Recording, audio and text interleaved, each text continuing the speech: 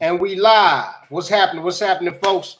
Welcome back to part two of War Stories featuring Jermon Hitman Arnell, also known as Jermon Hitman Simpkins. My bro, thank you again for your time. I can't thank you enough, but most importantly, I can't thank you enough for your story, man, and just kind of pouring your heart out there in regards to things that have been uncomfortable, you know what I'm saying, in your life, and things that have kind of, have changed the course of your life. So for you to be able to come out here and chop it up with me and my viewers and being honest about some of this stuff, I can't commend you enough, man. And just, I know you already know this, but I also can't tell you and remind you enough in regards to the work that you're doing by putting your story out there, how you're paying that forward to somebody who has lived the experience that you've lived, or is about to live it, or is in the midst of it and don't know what to do. You see what I'm saying? And then hopefully we can prevent people from even going through some of the things you've been through too. So, like I said, I commend you for being brave enough to tell your story, and thank you for your time. So what's good? How you feeling? Man, I'm great, man. These are the beginning steps, man. It's something that's gonna, hopefully make an impact. That's the motive, that's the motivation, man. Absolutely. So we on. Absolutely. But yeah, it's great. Like you said, after been through everything, you know what I'm saying? Man, it's a blessing, man. Hey, it's funny how you remember how we were talking about earlier about looking at the camera. So right now, does it look like I'm looking at you?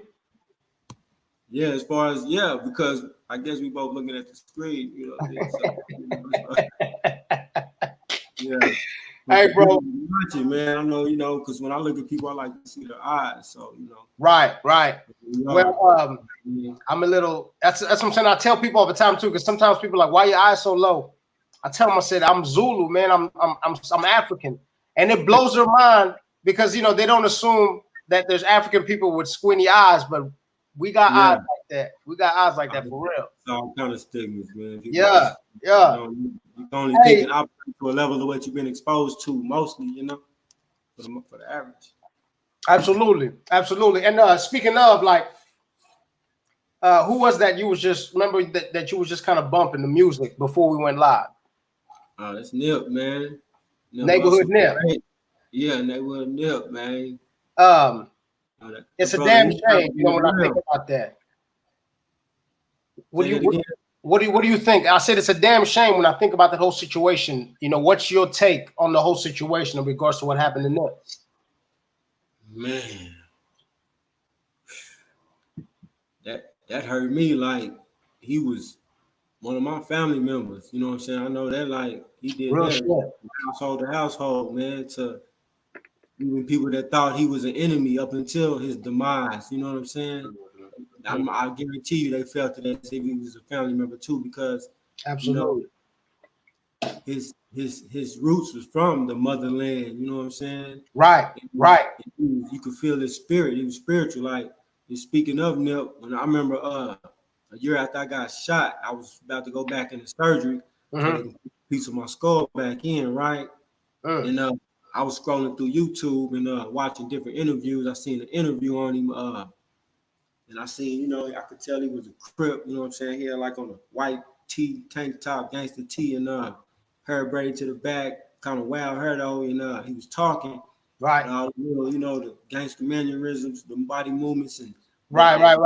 But I'm listening to him, and he was talking with knowledge. I'm like, damn, bro, like me, like I said before, like when I started becoming, waking up beyond colors and stuff, and started being able to see other people, like kind of consider him as my brother, or we're all the same, one of the same, cut from the same cloth, beyond the foolish, ignorant divisions we put in place. You know what I'm saying? But anyway, right. He was speaking with deep knowledge and wisdom. Man, that dude had a lot with him, man. And he was a smart cat.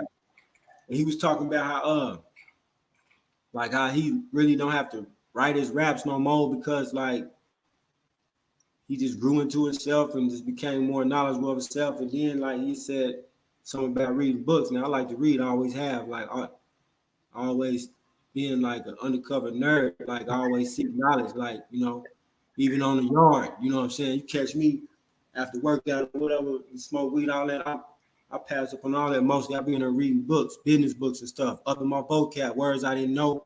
Yeah. Write them down and go look them up, and I'll put a tag by them in the book and write the little definition so I can read the book more smoothly the next time and all that. You dig? Yeah. No, that's real. That's real, bro. Back to what I'm saying. Man, bro was he referenced his book called Three Magic Words by U.L.S. Anderson, and it was just like a spiritual book about God, like beyond religion. It was God. Uh-huh. And me going through what I was going through, had just got shot out there in the streets, survived a headshot, and coming from the gang culture, street life as well, and seeing him like have what I got in me, right? Level was like, dang, you know what I'm saying? So, man, that right there. Yeah, well, and that thing to where it's like it's possible to change everything. And not only that, but the things he did, you know what I'm saying? Because I used to sit in the cell and be hearing that Birdman from sitting in the cell to sitting on a jet. You know what I'm saying? Nip did that. You feel me? He did that, bro. Blocks to like on top, like you know what I'm saying. As far as financial, money ain't everything, but it's the principle, it's the point, it's the hustle. It's the hustle. You dig? Yeah, and it just came from a place of realness. You know what I'm saying? Absolutely. Hope, like he said, he gave hope where the hope is at. You know what I'm saying? Absolutely. You know what I'm saying? Like he really shed a light on like how like a lot of us today, I call it slave mentality. You know what I'm saying? Oppressed thinking. You know what I'm saying? About how people only see themselves so far, feel like they put ceilings over their own head, like they only see that they can only achieve certain amounts of success, certain heights of success. You know what I'm saying? Like, so we got billionaires and trillionaires out here. The average person coming from where we come from feel like, I ain't no use to me even dreaming about nothing like that. It's not even possible. Like, I'm gonna go get this $18 an hour, right? 401k instead of making 401k by the hour like the billionaires, the trillionaires. You feel me? Yeah, it's real. You feel me? Yeah. And how I feel about Nip. No BS.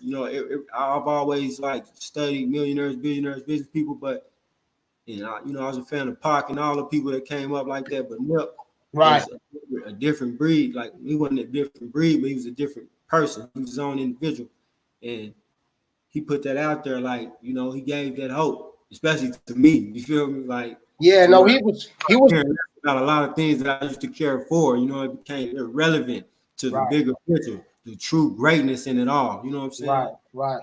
Now he was definitely, I agree with the first part that he was definitely a new breed because, all these other cats, bro, when we were growing up, like, don't get me wrong, like a lot of them were active in regards to, street shit and all of that, but a lot of them weren't. You know what I'm saying? Like a lot of them just played that role because it was more marketable. The Ice Cubes, the Ice Cubes really wasn't in it like that. I think Easy. Talk to me now, school me, man. You know what I'm saying? It was like Easy. It was like Easy E and maybe one other person out of NWA who was really getting it in, like they was rapping about. Yeah. And so for someone like Nip, who is a complete product of that environment, and like you said, who he's been in the trenches and he's known for pushing the line for his neighborhood, and then for him to turn around and you see him making deals with, I think was it Reebok he made a deal with, made a deal with the Rock Nation, with Jay, or at least Jay was helping him set up the deal. But it was he was definitely like right before he died, bro. Like he was about to come out with shoes, all sorts of things right before he passed. So it's like that machine. He figured out a way to rub elbows with the machine, and he was still in the neighborhood. Yeah. Not to take nothing from him or nobody else, but I said it like that in regards to like, he looked like and talked like other people that came from that breed. And when I said when he wasn't a new breed, but I said he was an individual because I really don't know the elaborate details of those people that look like and walk like, that reach success, and maybe the things that they do just they didn't put out there like that or not. I got to consider that. So I just said maybe he's not a new breed because he looked like an all of them. You know what I'm saying? Well, no, but I feel like you worded it perfect just because of the fact that he was able to reach a different demographic of people, bro. Like you know what I'm saying? Like he was able to let people know in his age group and the way he saw life, the people that saw life the way he did, that this is real. Like you can really make this happen. You can set up a spot where you can buy real estate in your own neighborhood and invest in your own neighborhood. You can do that. You can start with just having a store where you're selling white tees and socks and you know what I'm saying, little things like that. Like this is possible. And to be honest with you, the examples will always evolve. You know what I'm saying? Like for us, our examples for that was the Pacs, right? And if you compare Pac and Nip, they're totally different people, totally different attitudes. But in the 90s, that's what we needed. Because we needed that like thug life, revolutionary, right, cool shit. You know what I'm saying? Like we needed that. Yeah. But with Nip, it wasn't about being cool. It wasn't about thug life. It was about business. Like straight up. Like he was talking about 401ks, royalty checks. You know what I'm saying? Like he was rapping about things where you never heard Pac, bro, talking about getting an LLC in Vegas because it's cheaper. He wasn't talking about shit like that. But Nip was. It has its relevancy to the time. You know what I'm saying? Yeah, it's what we needed, man. Yeah. That's the beautiful thing, man. I feel with our culture is that no matter where we are, geographically, spiritually, politically, we always find a way to push back and show people our genius. You know what I'm saying? Like when people talk about soul music, I always tell people all the time, it's like we didn't name it soul music. That was given to us because of what happens when people hear that type of music. You know what I mean? Like there's no comparison when you hear somebody sing from the soul. And so when it comes to that, and then when that translates into our sports, for the longest time, a lot of different types of sports that we were in, not only was it we weren't allowed to play, but then when we did, it's like it was different. You know what I'm saying? The Jackie Robinsons, the Dr. J's, and the Tiger Woods, and all this excellence where we push when there's always resistance, and we always show this beautifulness. You know what I'm saying? Where it's like this is out of this world in regards to how somebody's doing this. For me, it's that same thing that I remember when you was talking about when you was you said they had you in county for a few months, and you said all you could do is think about them kids, those babies of yours, every day, every night, and you cried because there was something inside of you that that told you this is what's most important. Any other time that you've ever done a bid, that didn't happen. So it's that same thing, that divinity that I feel like, to me, it's like I said, it's more of it's just us, it's our people. It's that thing to survive, that perseverance. You know what I mean? And so just to segue back to you in regards to your perseverance in the situation that we left off in part one, and just to remind our viewers, at the end of part one, you was in the MAC. And if people don't know what the MAC is, tell the folks what the MAC is and where the MAC is and what it is. The Oklahoma State Penitentiary, McAlester, Oklahoma, McAlester Penitentiary, maximum. And it's a max. Is there certain levels of max, or is it? Man, before I ever went there, they told me it used to be like McAlester itself. I heard they got a minimum outside somewhere, but when you talk about the back, it's the one behind the brick wall. You know what I'm saying? And I heard once before behind the brick wall they had a unit that was considered medium open dorm. Mm-hmm. Imagine how treacherous that motherfucker was. But Right, yeah, right. like, but it's maximum security though. I was gonna ask you, bro, what did you do to pass the time? Did you read? Read, man, and work out. You know what I'm saying? Read and Calisthenics. work out. You know. Like, was you legit reading, like, and working out as much as you say? Because you know a lot of people say that, and especially with the reading too. Like, was it something for you where it really helped you escape? Yeah, most definitely. In the max, like for me, reading. I mean, you really have much to do.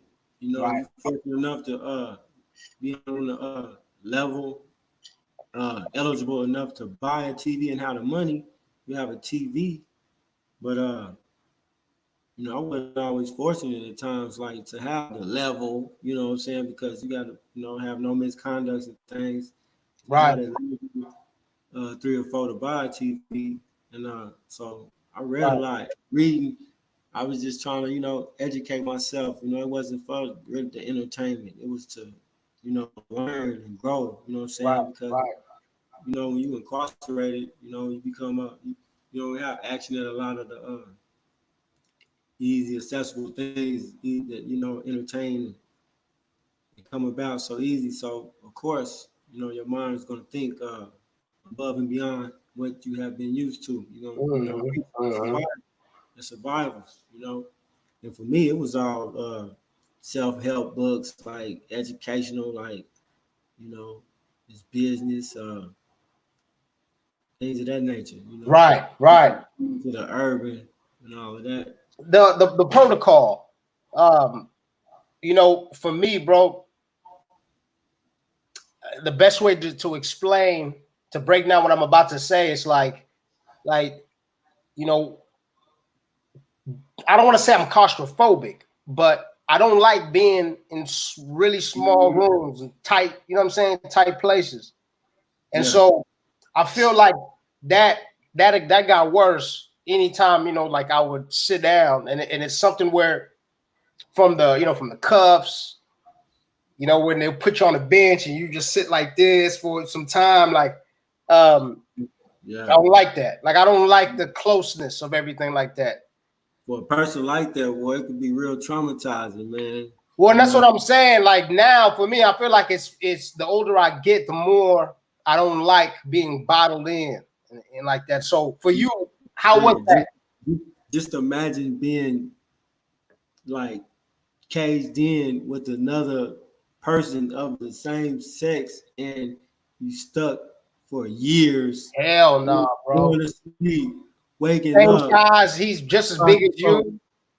Eat, sleep, shit, piss. That's what in the max. You know what I'm saying? Come on now. Like, hell no, bro. For real.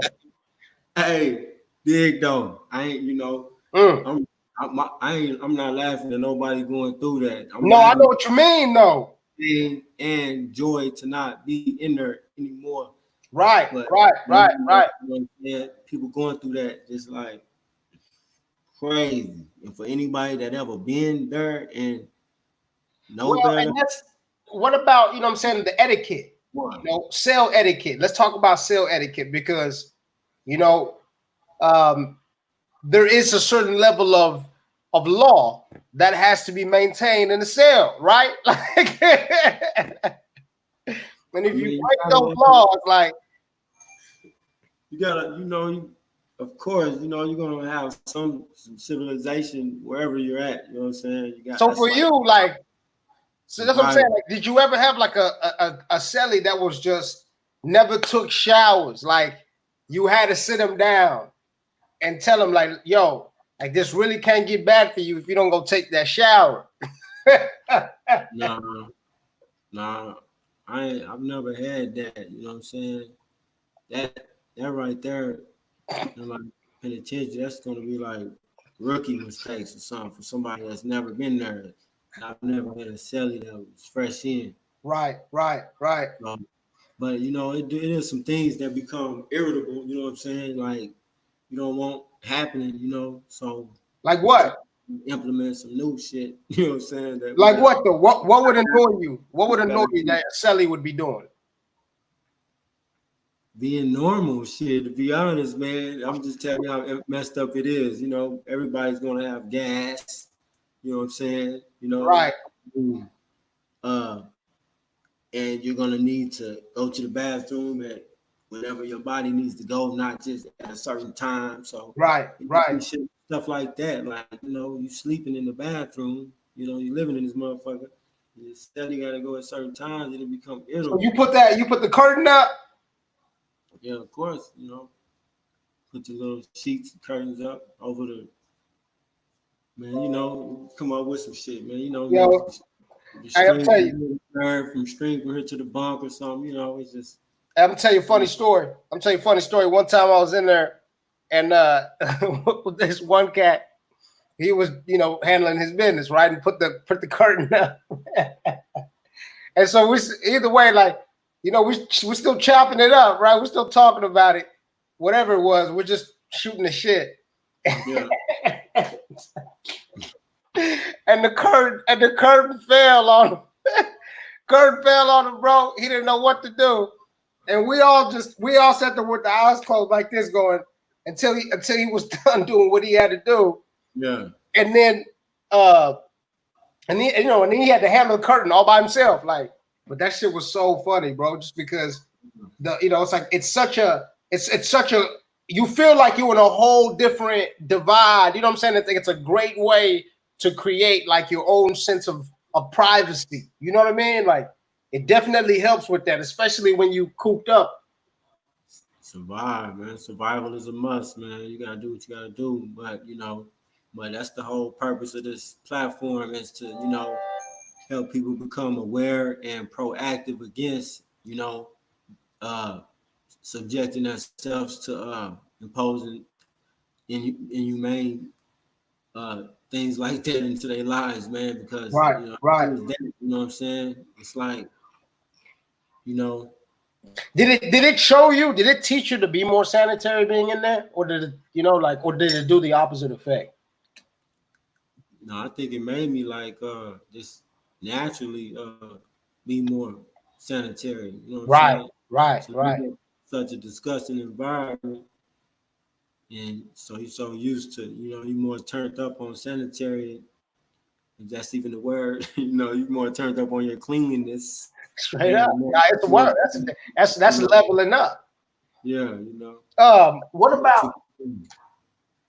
about when it comes to you know, for you, like I said, so you said you were reading books. Were you, when it was about time for you to come back out to the world, was there any apprehension? Were you hesitant? Did it mess with you mentally?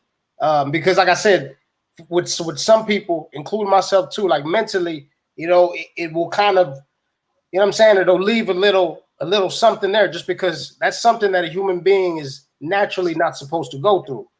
So how was that for you on your way out, in the sense when you knew, you know, it was getting close? I walked out of there and I was ready, you know what I'm saying? And took off, you know, and did my thing. Right. You know, of course, all plans don't go as planned all the time. You know, there's detours and things, but you got to stay down, you know, no matter what, you know. Right. Hey, stay striving for what you really desire, you know what I mean? And you're going to get it, you know what I'm saying? But, like, I did walk away with some, what they call, some type of things that affected me. What they say, institutionalized or whatnot, you know what I'm saying? In certain ways of hostility, you know what I'm saying? No, that's definitely a thing, you know. The lines of respect, like it was, you know, but and didn't even realize it, you know what I'm saying? Like, because naturally I'm a nice guy, you know. Right. Sharing, like, you know, I'm positive, you feel me? So I didn't even realize a lot of things, you know. Well, for you, what was it that made you realize that you are different? You know, what was it? Was it a temper? Was it? That's what I'm saying. That's why, like, Was it you didn't like being around a bunch of people? What was it for you that made you go, I'm not like how I used to be? Just yeah, I mean, I wouldn't call it a temper, but like a borderline of words that can be considered respect or disrespect, you know, I see. or a certain way it was delivered, or you know what I mean, you know, just Absolutely. Like the way somebody said something and how they said it was yeah, important. yeah, living that life for some years and how you like that, and you don't even really try to be like that, you know what I'm saying? Mm-hmm. Mm-hmm. Then have you kind of aggressive too, though, and you don't know it. You know what I mean? Hey, real shit. Yeah, real. I mean, was it something? How long has it been till present day, till today? How long has it been for you since you've been on the way out? Like, Let me see. I discharged October 14, 2011. okay, so what? 8 years, maybe 8, 9 years, Yeah, eight. I mean, like an eight piece for sure. Like right? eight games. Is there still remnants of those quote unquote institutionalized thoughts, feelings, emotions? You know what I'm saying? Like I don't believe that experience will never obviously like go away from who you are, right? But like I said, to the point where you still feel the effect, to the point where it's like, do you still feel a level of being institutionalized? No, no, not on like that. But Right. I feel the effects of being institutionalized in the way of the rights is gone. Mm, I mean, like, I'm gonna forever be a violent felon mm, on paper. You know what I mean? mm, So, mm. You bring up a good point there, man. That's and a so, and as a changed man, a family man, you know, I'm not even allowed to, protect mines with arms, against even if I'm doing in the right, you know what I'm saying? I can't possess this piece of protection, you know what I'm saying? So right. I'm feeling like that, you know what I mean? Uh, it's just, man, and as far as like trying to get employment, you know what I mean? Like Hmm. that's major. I've seen people, man, it's crazy. It's crazy. Well, the crazy thing is too, bro, is that you know, certain states, like I'm reading right now that in Maine and Vermont, felons never lose their right to vote, even while they're even incarcerated. Hmm. 16 states, including Washington, D.C., felons lose their voting rights only while incarcerated and receive automatic restoration upon release. Um, in 21 states, felons lose voting rights during incarceration and for a period of time after, typically while on parole or probation. Voting rights are automatically restored after this time period. Former felons may also have to pay an outstanding fine. So I see that, and then I heard in New York that they passed a law where felons can start voting. Here we go. Hey, Andrew Cuomo issued an executive order removing the restriction on parolees. So yeah, man. Besides check, the voting, what else check, does it? What's up check with it it? out.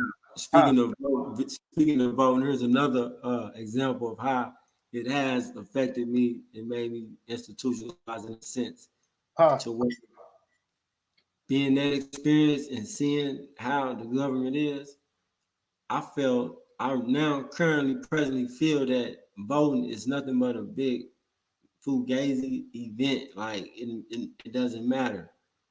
You know what Why I you feel mean? like that? Because like you're going, this is somebody else's system. You know what I'm saying? Mhm. That control that they Right. have created, not with you, but they have created amongst themselves and then brought it to you in power of it and saying, hey, you got to do this and do this. And like, come on now. You think they're going to allow your opinion to necessarily have some power, behind the scenes power?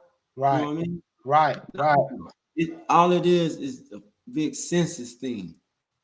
You know what I'm saying? For them to go ahead, man, that's the way it has affected me as well. You know what I'm saying? No, absolutely. You know. Well, you and unfortunately a lot of I'm living and I'm learning. I'm living and I'm learning still yet, though. You know what I mean?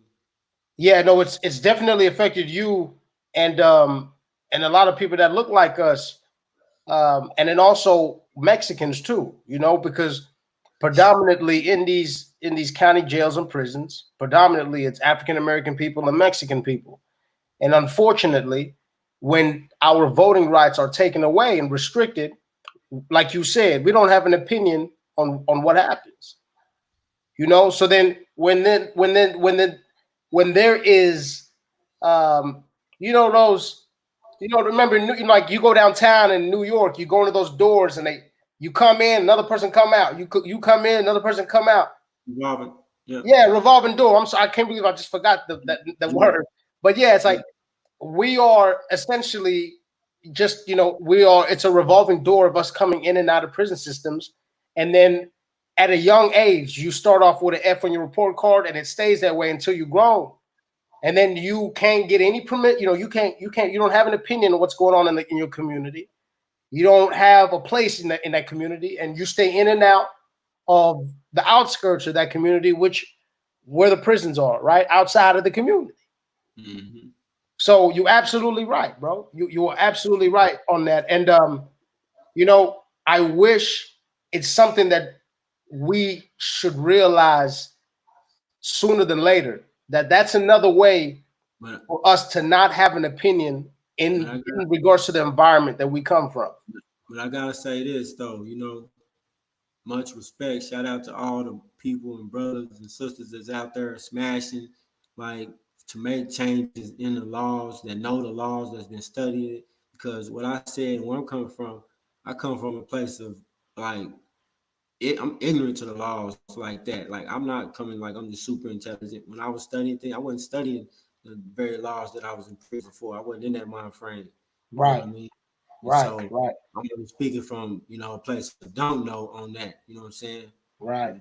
I know it's realer than that out here. I'm just saying, that was my effects of incarceration. And I'm putting my story out there so that hopefully the next can, be proactive and don't, go through the things, subject themselves to the things that I did myself and have these effects in life so they can carry on more better, beginning with my sons, my family, and the community, neighborhood community, everybody. You know what I mean? Absolutely. That's what this is about. We got to stop that pattern, man. Yeah, for real. We got to stop that pattern, that revolving door. Okay, so we're getting close to discharge day, right? We're reading books to pass the time. We're making spreads with the celly, and we're chopping it up about the outside world of what we're gonna do. For you, was it something where you were ready to change your ways when you got out, and is that what happened? Like, that take me to a week before discharge day, and then right when it was discharge day, what was your mindset then? Man, remember I told you I was 3 weeks till discharging, so I can take you back to how I was feeling then, and then when I got on pause for a whole year, and then from there. So going back to that 3-week period before I was that's ridiculous, bro. Discharged, got pump faked on me. That shit is crazy. So check it out. Yeah, I was feeling like I had things lined out. I was manifesting stuff. I had business plans written out that I did get out and, manifest, put in place. You know what I'm saying? It's came out.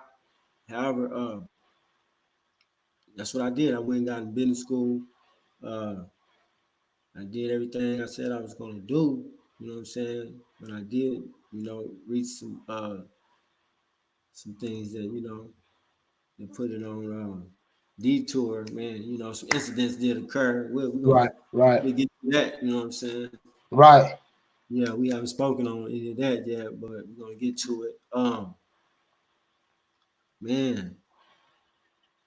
So I mean, like what you said, you basically painted out, like all these planning back to freedom, back to family, and doing all of that.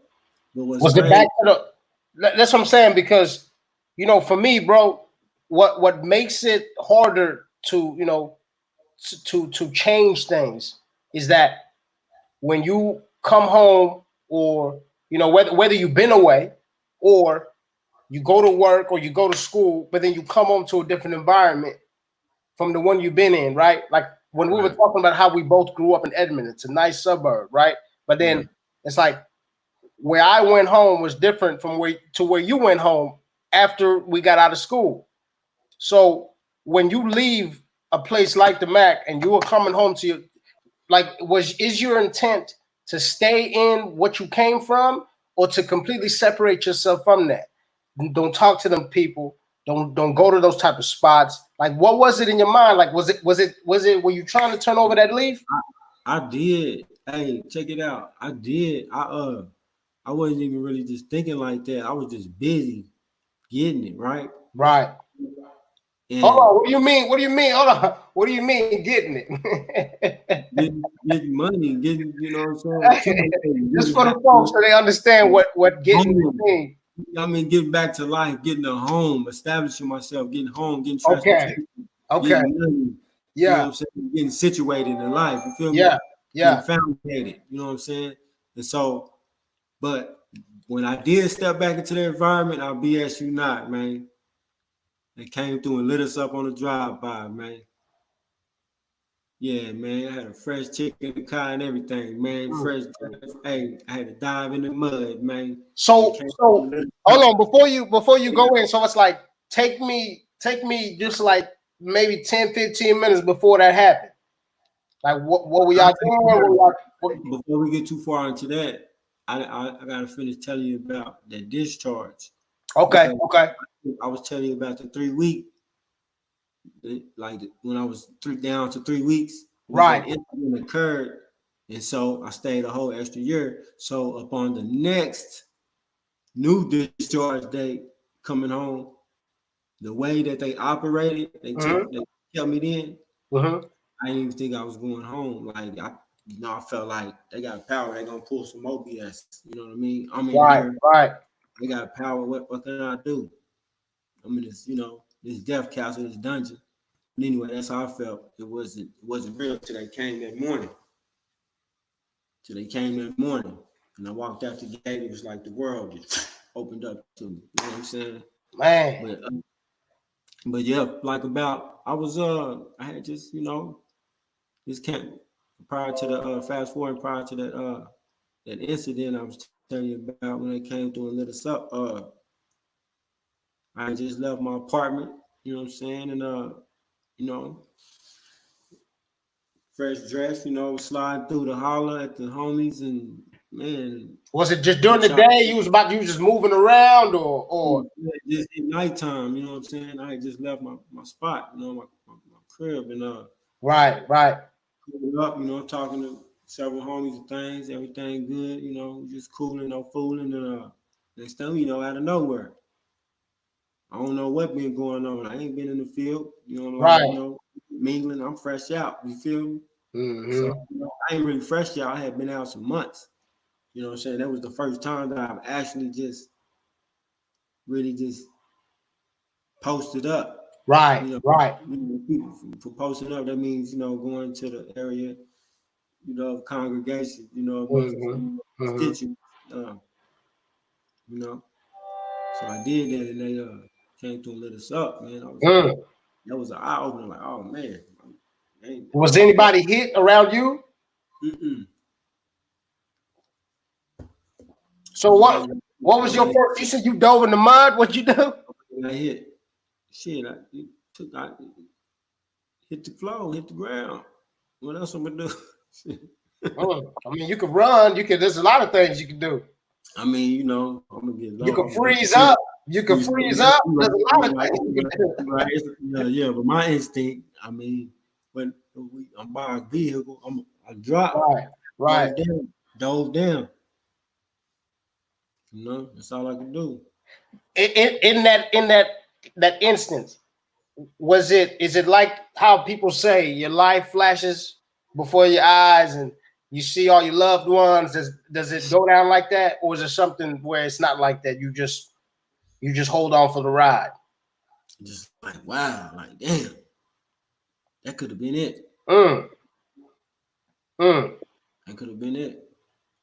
I heard you. Sometimes I heard you can hear him. You can hear him passing you. Yeah.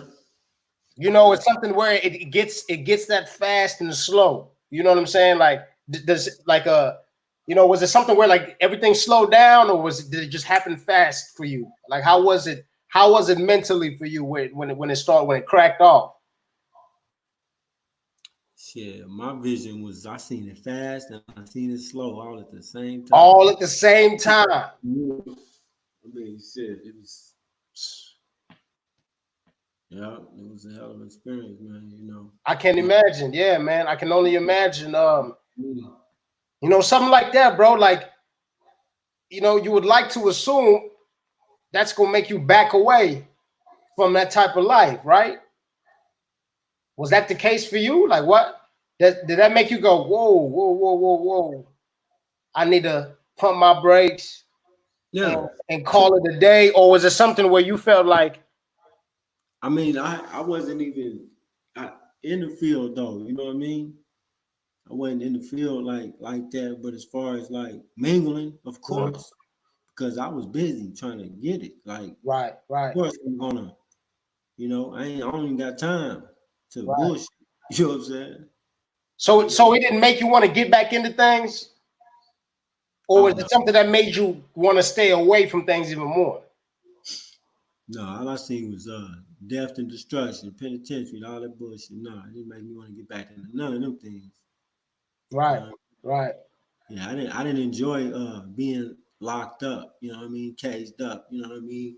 Uh, Did, not free to do as I truly desire. You know what I'm saying? No, at it any didn't make point, me did want to you get back ever in look at it as a badge of honor? You know what I'm saying? Most, you know how it is, bro. When people come, especially when we're growing up, if somebody's going going in or they just got out, they're there. Yeah. respected, right? They're tough. They they'll be Yeah. given a OG status or whatever. So it's like for Yeah. you, when did you stop looking at it like that? What like was there ever a time where you thought that it made you a tougher person? When I got locked up the second time, I stopped looking at it like that. But yeah, that first bid when I was locked up at 17, hit the yard at 18. Yeah, Right, right, right. of course, I thought that was cool. You Mhm. feel? I thought that made me gangster, more hard, or more popular and all that. And which it did bring all of that, but that ain't worth nothing. What is fame? You know what I mean? Your shit. What is that? That's the wrong kind of fame anyway. I want fame that's going to really gain life. You know what I mean? Not Right, nothing. right, right. So the second bid, it wasn't as cool no more. No, no, not at all. I don't blame you, bro. Mm. Especially like you said, when you've been there, and then as soon as you come back out, you start seeing situations that could put you right back in. Um, when when you got to that point of going, okay, that was a close call. I'm good. How did you carry on? Like, were you still walking that fine line, one foot in the street, one foot out? Uh, what was it for you for the next few years after that situation? Did you get into anything else where it was like, yo, I'm still doing too much, or I'm too close to someone doing too much? You know what I'm saying? Like, was that hard for you? Yeah, it's hard. Yeah, that was hard. You know what I mean? Yeah, it made me, pay attention more of people's personalities, that I'm around, like Right, right, potential disasters, like just what people do. Period. The lifestyles they live in, of course. You know what I'm saying? right. Maybe I was more careful. I became more careful, more conscious of what I was doing, who I was dealing with. You know what I mean? In life, period. You know what I mean? Did you get into any other hustles since you weren't as active on the banging tip, right? Since you realized that, you know, there's not much, you know what I'm saying? There's no money, you sound like you're getting much, so it sound like there's a lot of money in that and safety, or there's chances of going back. Were there any other hustles where you thought to yourself, like, all right, I might as well dabble in something different? Legal or illegal? Like, is there any, I mean, since it's all in the past now, you know what I mean? Yeah. It's all in the past, But like I said, I don't want you to say anything that you don't, I don't want you to say something that you will regret either. So, it's like, if you don't want to answer something, all you got to do is not answer and say. No, I got you, bro. We good. I got into the streets. I'm not trying to DJ Vlad you, bro. You know what I'm saying? Yeah, shout out to Vlad. I'm not trying to DJ Vlad you. You know what I mean? I got into some hustles, of course, man. When I had some scares of going back to the joint. Right. On a few instances. You know what I mean? So I did the jab in the streets, you know what I'm saying, dealing with women, you know what I mean? Hold on, what you mean? Like, what you mean dealing with women? Like, you were just a player, just dating a bunch of women, making money off of them? Like was you like a sugar baby with some old women or something? What you mean? I'm gonna just say this: there's a difference between a bitch, a hoe, and a woman. Real to me, right. And I remember Snoop said, "Bitches ain't shit but hoes and tricks." Yeah. So Okay. I mean, for those who understand that lingo, leave it right there, that's what it is. Yeah. I'm glad you put it. Man. And I'm not gonna glorify anything that is. Only thing I'm gonna just put like this: I'm only going to glorify a person being the best them in the most positive manner that they can achieve. You know what I mean? Like, absolutely. Something that you see someone else doing because it might seem cool. You don't really know about that, what it really is. Educate yourself more. Know what it takes. And the possible consequences and things. Before you just be so overwhelmed with the influence of what you see shining on the exterior. Right. So I'm just say I had to throw that in there because like I might be looking a certain kind of way. I might because you know how it is when you're familiar with something, you kind of going back, you get the shine and the glow in your eye because that's just, your rarity rise. I don't want to get nobody I don't want nobody to get it misconstrued, Well, no, and that's why it's like people, anybody who who's been watching too will understand that everything that we're talking about not only is in the past, but you're speaking of parts of your life. Like I said, man, that these are things that some people have not only never experienced, but they've only seen maybe on TV or something like that. And so, a lot of those things are not only different and extraordinary, but most importantly, they're traumatic.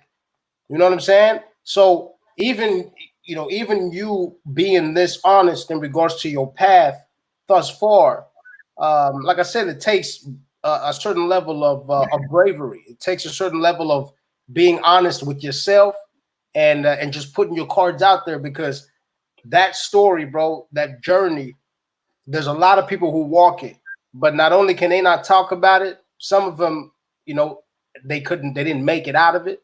Some of them are in the same place that you said you left in 2011, and then some people are they're on their way to that place you left in 2011.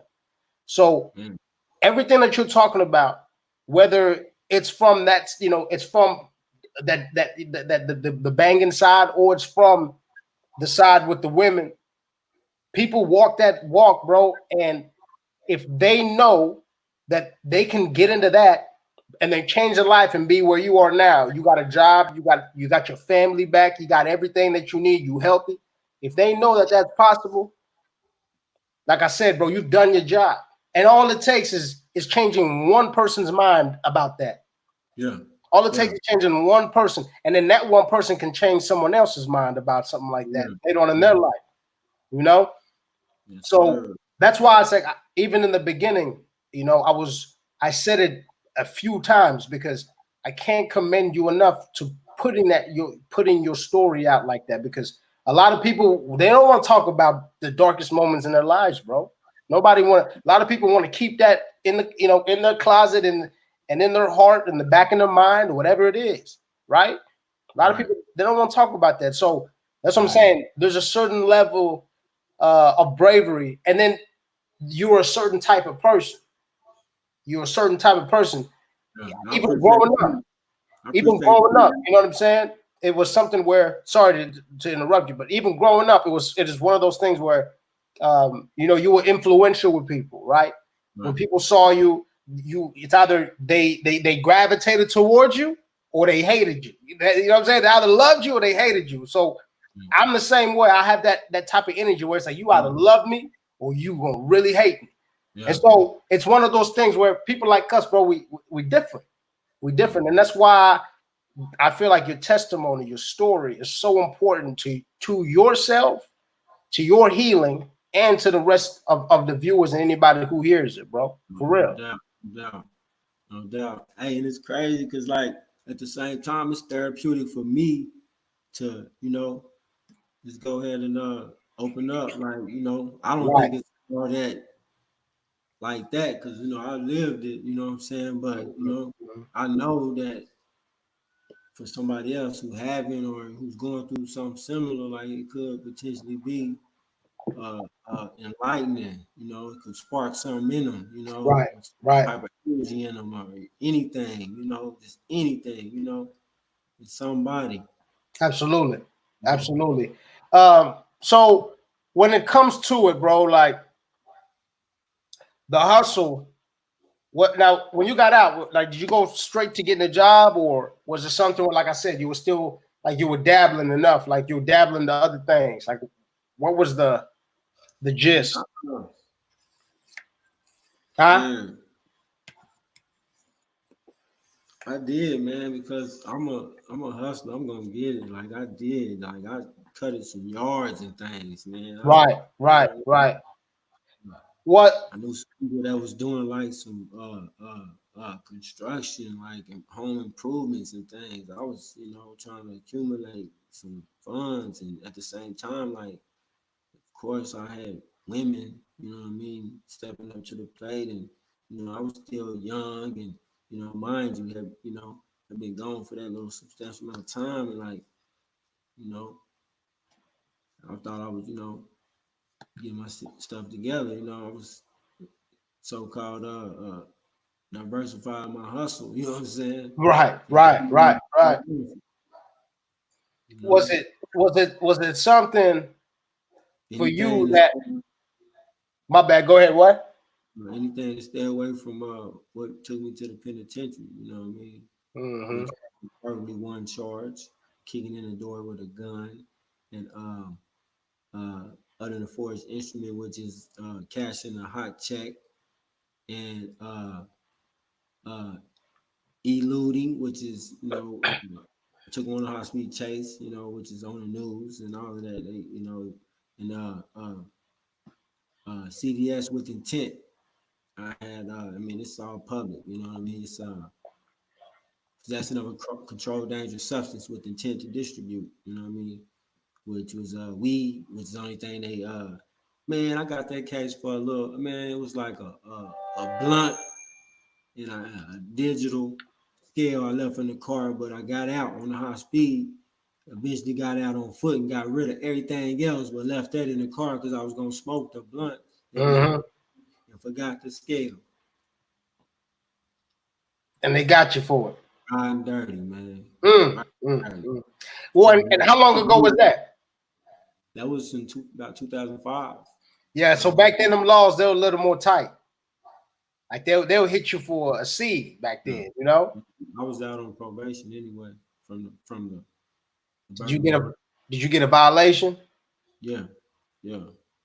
How long did you have to go back for that? That was when I did that 6.5 stretch. Oh yeah. It was only out for 14 months in between time. But yeah. So the kids, how was it readjusting with the family and the kids? Like, talk to me about that, man, because you know, I remember you were saying in part one, you were able to have them come visit you. So now, you know, Pops is out, right? Now it's like I can see Pops anytime. How was that for you and readjusting to that? I mean, it wasn't nothing to it. You know, I wasn't a father at that time, but I would have my kids all the time, like on weekends and most through the summer. Like I would have them with me, but at the same time, I was still doing everything else that I was doing. You know what I mean? House full of women and everything, and I didn't even think nothing of it. I thought I was being a father because I had my kids with me. You know what I mean? But now, man, I am today. I look back and I realized I was like not being a father. I was badly influencing my kids, like exposing them to some things that you know was completely out of line. Right. Into I wasn't. Man, it was crazy. I really like how you said that I thought I was being a father just because they were with me. Right. You know, it's like just because they're in the room, that feeding them and just having them alive has got nothing to do with being a father, right?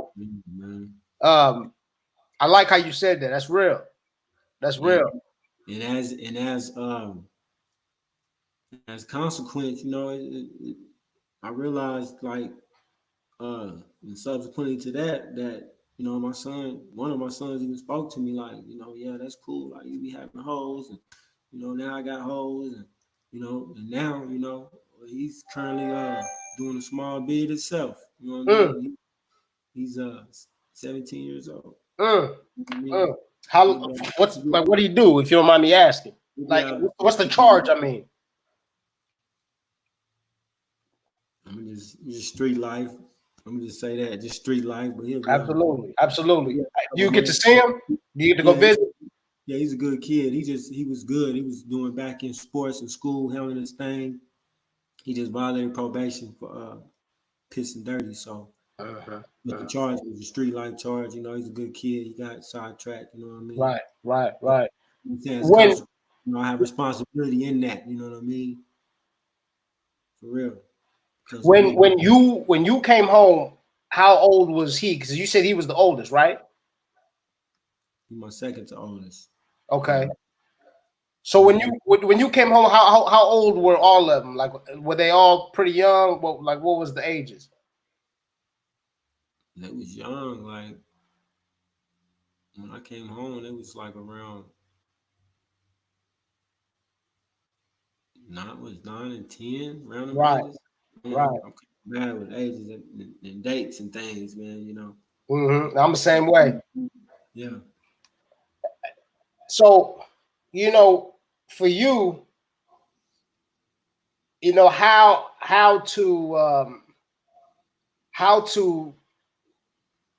to show the best example. I feel like it's what you're doing now, bro. It's like I remember too. It's like on IG, you're all, like you'd be always promoting before this COVID thing, you had that job at that lounge. Like I love how. Yeah. Truth to be back, Jack. You know what I mean? Yeah, go ahead, plug Truth real quick. I'm just saying though, man. For all the people that been there, know. Nah, that's a good spot. Go tell them where it's at. Tell them what it's called. Man, 4801 North Lincoln Boulevard, man, Oklahoma City, man. There it is. And man, it's the Truth Lounge Bar, man. Taco Tuesday, everything will be back in effect here soon, man. There we go. We just playing it by ear, but ready to go. For sure. There we go. Yeah, so even that hustle, you know what I'm saying? It's like I'd see on IG, you constantly promoting all the different events y'all are having over there.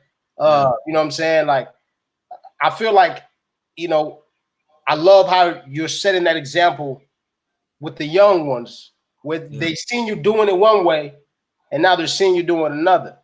Right. You know, when it comes to us boys, man, young men, you know, teenagers and all of that, it's hard to talk it into us. You know, I remember growing up, my pops would always tell me what not to do, you know, what to do and what not to do in regards to, you know, to help me in life. And it's like a lot of times I would only listen to, you know, half of it. You know, most of the time it'll go in one ear and out the other. And I didn't care for what he said unless I saw him do it. Yeah. Or he whooped my ass. You know what I mean? But the best example though was watching him do it. Because then I had no room to say anything about it because I'm seeing him doing it. Yeah, man. Yeah. Yeah. So, and let me ask you, you know, what's your plan when they say to you, well, Pops, you did it. You was out here running around, kicking up dust. Like, you know, what's your plan when they say that to you? Because, you know how kids are. I've gradually become more and more transparent with my sons. You know, I might can't give them all the financial things that they desire and all that. And I even have certain, you know, stigmas myself against that. You know what I mean? I'm a little fast and keep up with this and that. But anyway, I want better for them and I want better for them. But anyway, you know, I just basically like just let them know the real. Like, you know, my mind wasn't right. Like I didn't know any better. You know what I mean? So the things that I've exposed you to, this isn't the right thing to do, or you know what I mean? Like, so, and I'm just now as your father, you know what I mean, your parent, I'm just now waking up to this. So like we basically growing up together, you know what I'm saying? Right. Of this, you know what I mean? Yeah.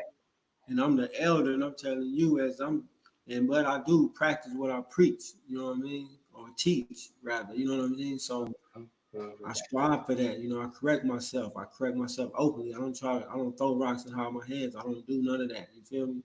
So like it's man, I think that right there alone is building my sons even stronger, you know.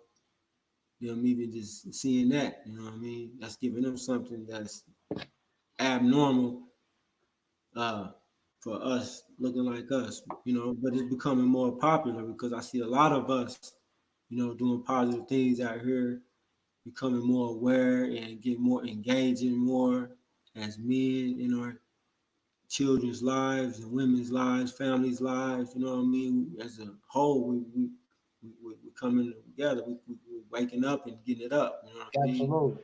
Absolutely. Like I love it, you know what I mean? I'm inspired by a lot of people that I see. I got a long list of them. You know what I mean? Yeah. Oh yeah. Oh yeah. Yeah. Real, you know? Yeah. No. Everything you're saying is so true, bro. And it's like, you know, I don't have any kids. You know, I live vicariously through my friends like you. You know what I mean?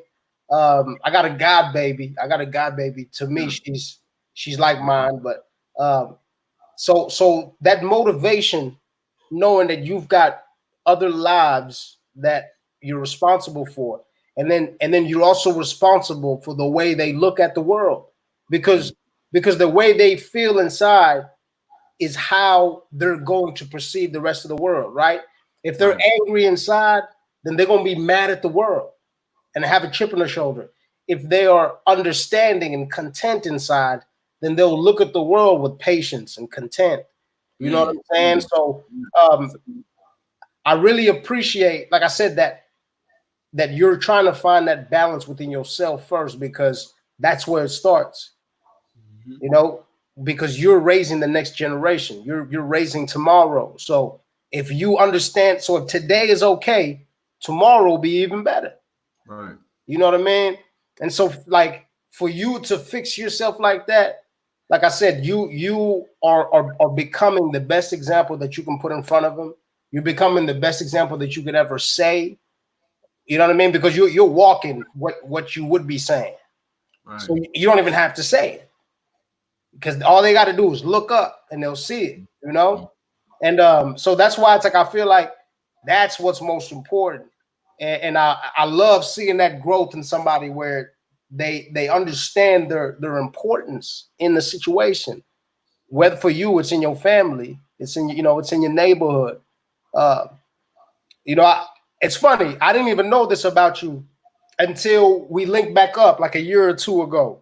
I didn't know you were into horses as much as you are. Like I never knew that you had cowboy in your blood, like legit cowboy. You know what I mean? Like so let me ask you, have you always, when you know what I'm saying, like when you were active, were you still tapping into the cowboy side, or was the cowboy side put to the back burner because you was in that other lifestyle? And so since you out of that, were you able to reconnect to to that natural side of who you really are? It was like really on the back burner, but I would like, every now and again go to the rodeo and jump on one of my people's horses or something, you know what I mean? Yeah.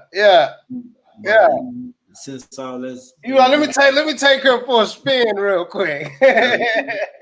Yeah, but I've been back on it though, quite some time. Yo. You know what I'm saying? Yeah, bro. Trail riding and things, man. It's pretty fun. It's just I don't know, a nature thing with me. I like. Well, tell the folks too. Tell the folks. Sorry to interrupt you, but tell the folks about how much we have cowboy living in our blood, because a lot of people don't know about places like Bowley. A lot of places, they don't know about our rodeos. They don't know about all this. So it's like, tell the folks about where does it come from in your family in regards to riding horses and having a homestead and all that. Well, my family come from Bowley. Yeah. And like my grandparents, great grandparents, on like Bowley. Where's tell the because bro, some people gonna watch this. They're gonna be in China. Like they don't know where this Bowley is. Where's Bowley at? Bowley, Oklahoma. There we go. It's about, let's say, about 45 to an hour east of Oklahoma City. There we go. Population? Black town. It used to be really booming when the train used to run through there back in the day. It was booming. They had, but it's always been a cowboy town though, And once a year we had a famous rodeo there. And that's just, my family, where they from, Yeah. So, but a lot of black cowboys in there.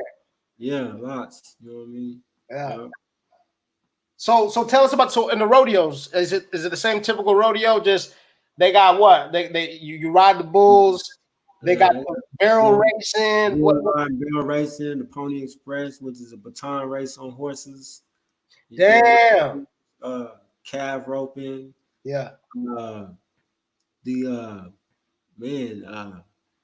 They got the things for the kids, what they call I think they call it sheep dogging, where the kids I guess ride a sheep.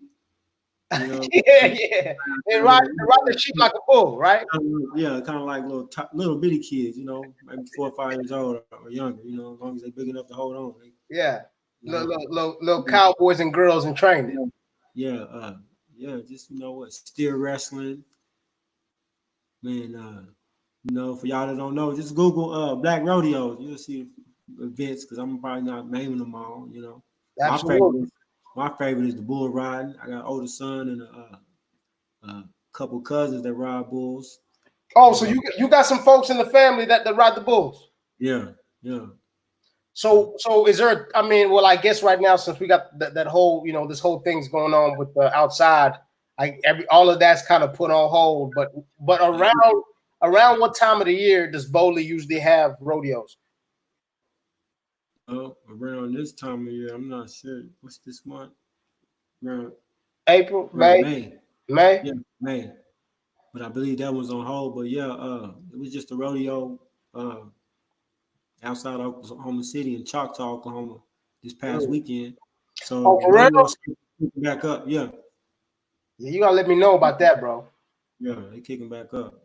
Right Yeah. on, right on. So yeah, man, like, and so you know, and the main reason why, like I said, like I brought that up is because those parts of your life you were able to show and experience not only for yourself, but then to let folks know too about things about you where I grew up with you, but I didn't even know that part of you because you were so entrenched in a different life. You know what I'm saying? You was on a whole nother lane in a whole different mode. So it's really, like I said, it's really cool to see those different layers of somebody when they get to be themselves. They Right. really get to explore who they actually are, how they were raised. You know what I'm saying? Because I'm not saying that other part, I'm not saying that is not, unfortunately, when it comes to us, man, gangs, tribes, it's in us. It's instinctual. We always, I mean, people, period. But for us, it's always been like, we've always, even just the word tribe. That's an African thing. You know what I mean, right? And it's a black people thing, right? And then, yes, other races and other cultures have gangs, but the way our street gangs are, there's nothing else in the world like it. You know what I'm saying? Like, ain't nothing in the world like it. The way, the structure, the idea behind it, right? Right. The ideas of Bloods and Crips have overtaken, any other organizations that black people are part of, right? More people talk about that. More people focus on that about us than sororities or fraternities or anything else.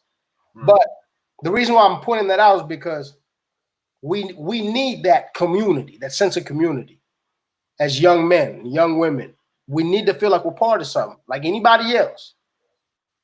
So to be able to understand that, and then you realize that your family that you actually have, that's your blood, is also just as important. You know what I mean? To be able to make that adjustment, like I said, man, it's hard to do, and only a few of us can do that, right? Only a few can separate themselves from that life that you used to live and turn into what you are right now, which is a family man. You know what I mean? Like, you done gone legit. Right. Correct me if I'm wrong. What do you think? If a few can do it, you can do it, so to speak. You know what I mean? So it ain't just, Absolutely. you know, maybe it's only a few in count right now, but it's a good movement to get on, man. You know what I mean? Get up out Right. of the ignorance, strive. And like what you said, I forgot exactly what you said, but it made me think about uh like mostly people can only think and operate to a level of what they've been exposed to. So, we had these comfort zones. So, You're right. I just want to encourage people to strive to get out them comfort zones to really you can really discover who you are. You know what I mean? Because you've been in the comfort zone, you've been in these environments for so long, like you might think that's you, but once you go discovering something new that enlightens, brings something else out of you you never know you had, you're finding yourself, you're growing. You know what I mean? That we were born to thrive in life. Facts. Expand. Expand our horizons. You know what I mean? Like just Facts. thrive. So man, just No, that's facts, bro. I say do that, man. Just try to do something that you never done before. Right. Something positive. Make sure it's positive, has no negative consequences or anything to it. But just try that. If you don't read, pick up a book and just read. You never know. You might fire something up and you just or exercise or just do something. Absolutely. Absolutely. Open up about something, to somebody or something. You know what I mean? Just Mhm. do something. No, you said it best. Get out of your comfort zone. Yes. Get out of your comfort zone. Get out of always being safe. Yeah. You know what I mean? Yeah. No, that's well said. That's And well said. another level of that is don't get stagnated. You know what I mean? Don't get stagnant. You know what I Right. mean? Right. and because like we're meant to thrive. That's an action word. You know what I mean? Thrive. You know, just keep going, keep pushing. Listen, don't Well, plateau. you raise a good point because you know we even say it too. You know, you hear it in the music. You know what I'm saying? A lot of us will even say like, "Man, I'm just trying to get it how I live. I'm just trying to survive." And what you just said right there, you know, there's a difference between surviving and thriving. Right, You know, surviving is just barely making it. You just right, your head is above water. yeah, Thriving, you on a raft. yeah. You know what I'm saying? Like you in a John boat, right? Like Mhm. you doing good for Yeah, yourself. So yes, like you're absolutely right. Like let's not look at it as it's time to just it's time to survive. It's time to right, thrive, man. It's time to mhm, actually live that life. Like these young people be saying, live your best life. right. And I It's don't say that from a place of perfect. You know what I mean? Of course, you know.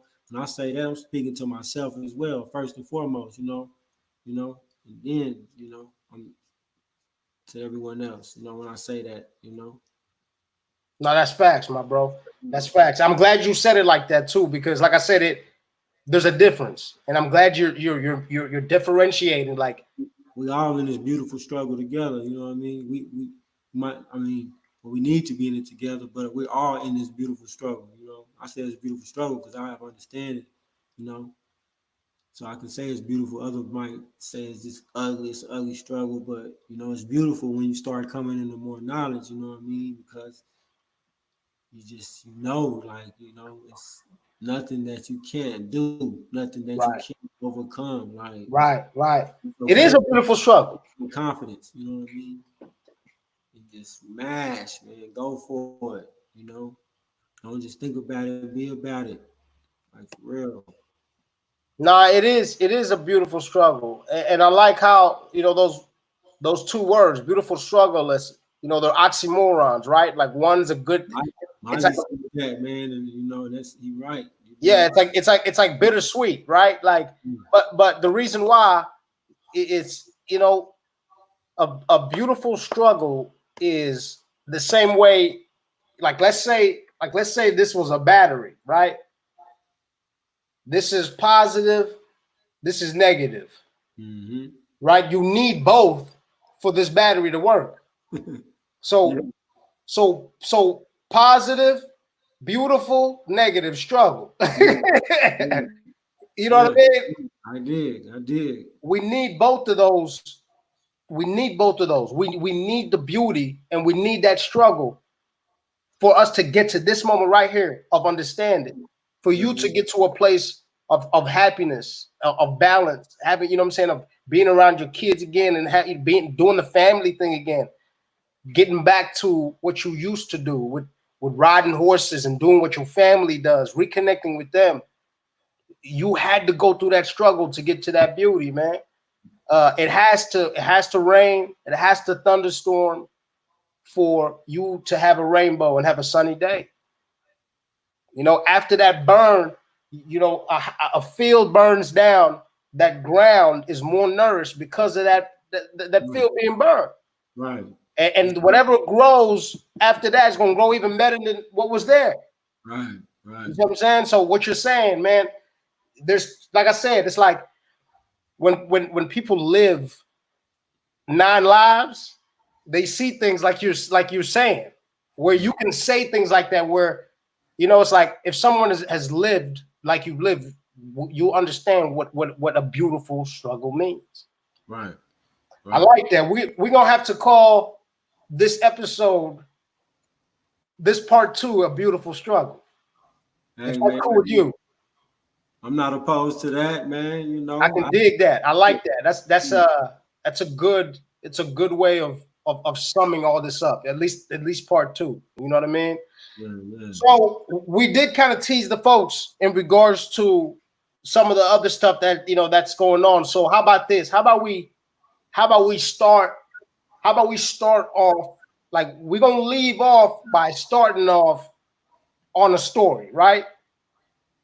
But then before we get to the specifics of the story, you know what I'm saying? Like we'll back out And we'll be back in tomorrow, or maybe in 2 days or something, right? Like maybe in 2 days we'll come back and do part 3. Yeah, yeah. So for me, like I said, man, like what scared me the most about everything you done been through, bro, is what you about to touch on right now. You about to set the stage.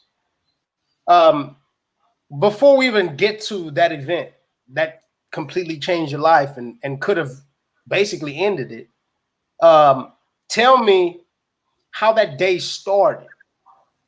Tell me how that day started, bro. And then, you know what I mean? And then it's like, yeah, go ahead, do your thing. Man, that day started like another beautiful day, man. I was attending OSU OKC for business management. Woke up, to a fat bankroll. You know what I'm saying? Going to get some more fresh to death, hit the mall. It's the weekend. I had a thing of I was clubbing every weekend, you know what I mean? My thing, double shots of Patron all night, man. Right. It was just another beautiful day, you know what I mean? Just having my way, you know what I'm saying? Around this Oklahoma City and eating good, living good, you know what I mean? Up, you know what I'm saying? And had just established my business, my first business, Exotic Features. And just got that registered. Hadn't just officially launched. I had a few employees under interview, you know what I mean? And getting some policies and procedures under wraps and things, man. Just living, man. You know what I'm saying? It was Yeah. lovely, man. It still is, you know what I mean?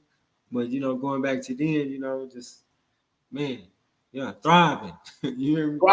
Thriving, man, Yeah, really putting in place. At that point, I was really, really putting in that work and manifesting, putting things, making it happen on the sense of on the transition of.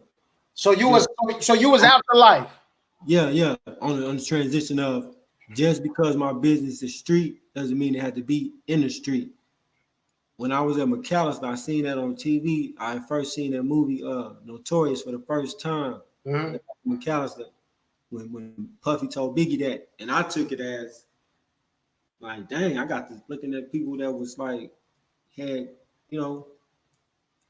legal businesses that people in the streets operate like that illegally. So, but anyway, at that point, at this day that we talking about, I was living in the moments. I was, man, it was lovely, beautiful day. Right. Having my beautiful way. Yep.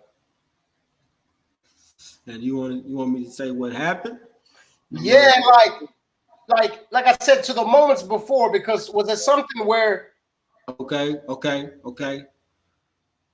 After shopping at the mall, go home, get dressed, link up with my peeps. We go to the club, we having our way. I had it already set up. I rode to the club with my peeps. I already had it set up for my girl to pick me up, to meet at this after hours location where I was going to buy us food. And I was going to get in the car with her and I was going to be done for the night, go home. So, but that never happened. Went to one club. People I came with, my partners I went with, they wanted to go to a strip club. I'm like, no, I don't want to go. Nothing's really exciting about a strip club. Right. We turned up in here. You know what I'm saying? Plus, several people I know is here that's going to the after hours club. So I'm like, y'all go ahead. I'm good. So the party continued. And that's really the last. I mean, I remember more after that. I remember by people telling me what happened. Then again, it came back like, yeah, okay, yeah. But my last actual visual remembrance was what I just told you, being in the club telling me, hey, I'm good, woo. But, as far as my plans and things, after being told, I remember it like that. You know what I mean? So shit. You don't remember, like that's how much memory was cut out. Right. Right. From my own, but after being Right. told what had happened, It starts coming back. then I remember like, okay, yeah, I did leave that club to go to the after hours club to get food and got out of the car. And then that's when the next string of events unfolded. You know? Okay, so before you go any further, let's just stop right there and we'll pick up on what happened on part 3 of your war stories. And But man, bro, like but can you see it though? I can see it. Damn. So god damn. I can see that. And that's that, bro. That's what happened next. That's what happened next, man. And you know, it's really like it's a blessing to be here, you know. Absolutely. That it is, my bro. Around that, man. It's pretty wild. That it is, my bro. So we're gonna end it right there, folks. Join us on part 3. Like I said, when we continue on in regards to Jermon and his journey. I can't thank you enough, my bro. Like I said, thank you for your time. I will see you in a couple days, so we can, we'll do part 3 and start wrapping this up. But like I said, I can't thank you enough in regards to talking about all this stuff that, I mean, I'd like to assume I know is uncomfortable because, you're talking about things in your life that have happened that are not only traumatic, but it's things that a lot of people, they choose to sweep under the rug and keep to themselves. So for you to be able to be this boisterous about it, I thank you for that. And I'm telling you that you will help and change somebody's life because of the things you have been through. I'm confident in that. And because of how genuine and honest you are, it's going to take you far, bro, because obviously you are destined for more, right? That's why you still here and you still kicking. So sky is not the limit for you, my bro. No. And I can't wait to see what else you're gonna do.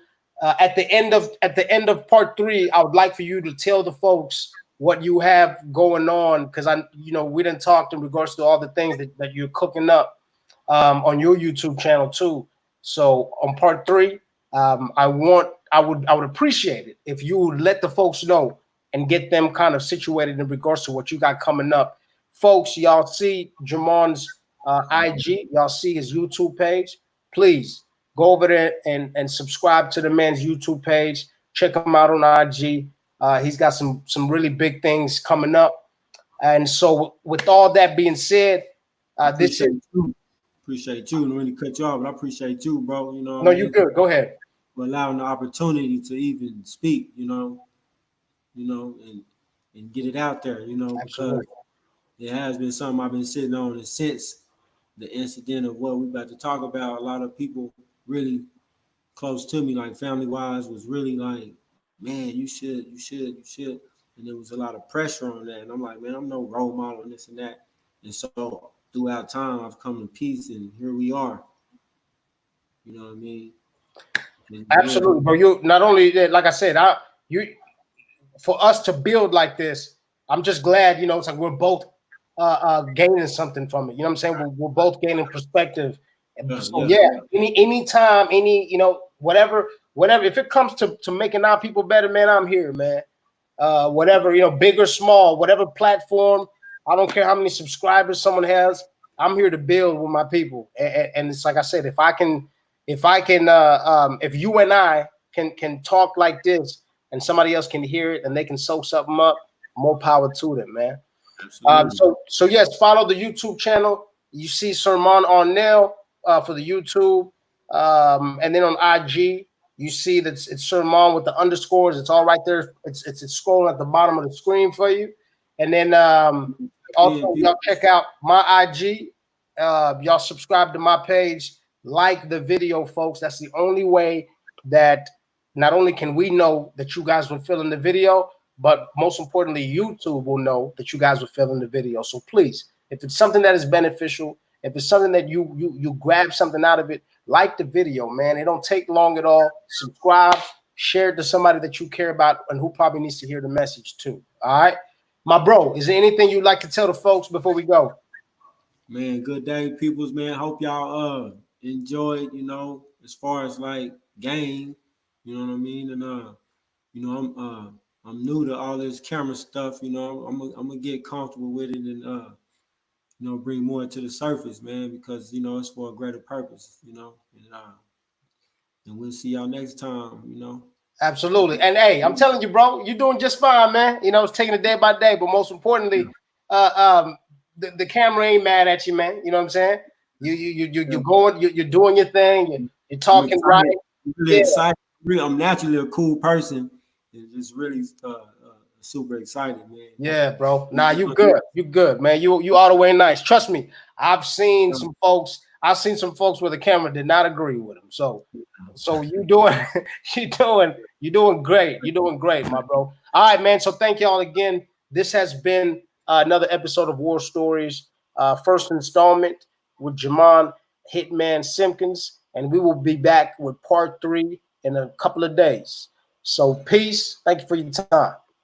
A beautiful struggle. Yes, sir. Yes, sir.